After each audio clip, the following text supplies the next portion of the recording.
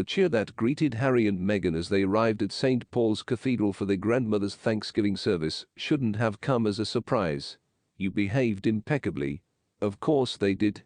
Harry and Meghan were back in town wowing the crowds. It was almost like old times. Except it isn't. However, there is something inherently attractive about Harry. It has always existed.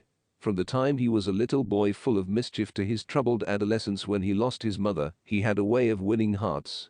That he greeted Harry and Meghan as they arrived at St. Paul's Cathedral for his grandmother's Thanksgiving service shouldn't have come as a surprise. Seeing them regain their place in the royal family underscored how precious they once were to a modern monarchy.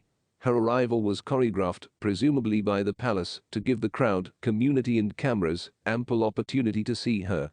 Other royals came in groups, but the Sussexes took center stage and alone as they walked through the cathedral hand in hand, still very beloved family members, as the Queen has clarified, and yet somehow apart. Questioning the chemistry between the feuding brothers were disappointed when Harry took his assigned seat across from William. They didn't seem to exchange greetings. But the Sussexes seemed relaxed in the company of their royal cousins Beatrice and Eugenie, with whom they have remained close through all the turmoil of the past 2 years. Harry soon settled back into his old ways.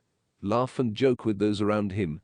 As Prince Charles resumed his seat across the aisle, he turned to them. There must have been a certain fatherly satisfaction that he finally had his 2 sons under one roof, albeit one on his left and one on his right.